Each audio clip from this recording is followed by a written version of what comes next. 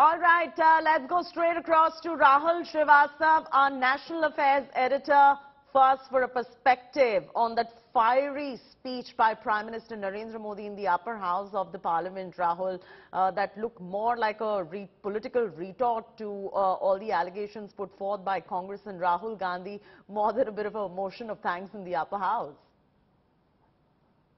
Yes, Chetty, one very interesting element that yesterday the attack was targeted more at Rahul Gandhi as a leader than the Congress party.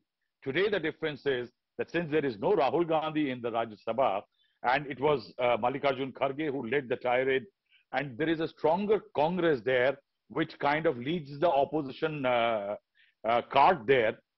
That is why the attack was concentrated on the Congress party.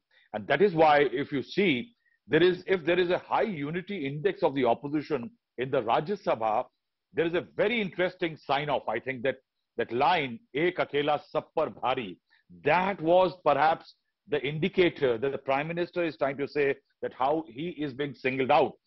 And if you reverse the speech now, if you go rewind it a bit, then he targets opposition parties for going with the Congress, mentioning that since 1947, Article 356 to dismiss democratically elected governments has been used 90 times by the Congress party, mentioning that Indira Gandhi's time, 50 governments were dismissed. So he has talked about DMK, MGR, Karunanidhi, Sharad Pawar governments being dismissed by the Congress party in the past. Now that is in a House of States. That's a very interesting attempt, because if you become right now in Tripura also, you have the CPM and the Congress party contesting against the BJP IPTF alliance in the northeastern state. The idea is to counter the charges that were leveled because of the Adani issue and several others. The opposition actually spoke on a much wider range of subjects in the Rajya Sabha. And in that, the Prime Minister, what he's trying to compare is the rule before 2014 and the rule in his period. He is making it the Congress rule of since 1947 and NDA Modi rule since 2014.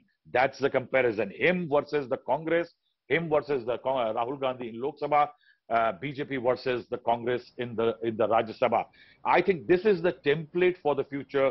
I think for the next 1 year, this is what the Congress will be very happy about. That if it was being pushed out of the contention as a principal opposition party, the Congress will say we like it. Perhaps Rahul Gandhi's yatra of 3,000 above kilometers has achieved this. Second, the BJP will say that we are liking it primarily because that's the kind of narrative the BJP wants. Yes, absolutely. Rahul, you've summed it up well and put it into perspective for our viewers right there. Let me also take this across to Maushami, who tracks the Congress party. Maushami, we saw a lot of sloganeering as far as Adani is concerned, the Prime Minister is concerned, but the Prime Minister simply was unfazed. He went on, he delivered quite a speech right there in the upper house. It was a motion of thanks. But how does the Congress party now respond to this motion of thanks?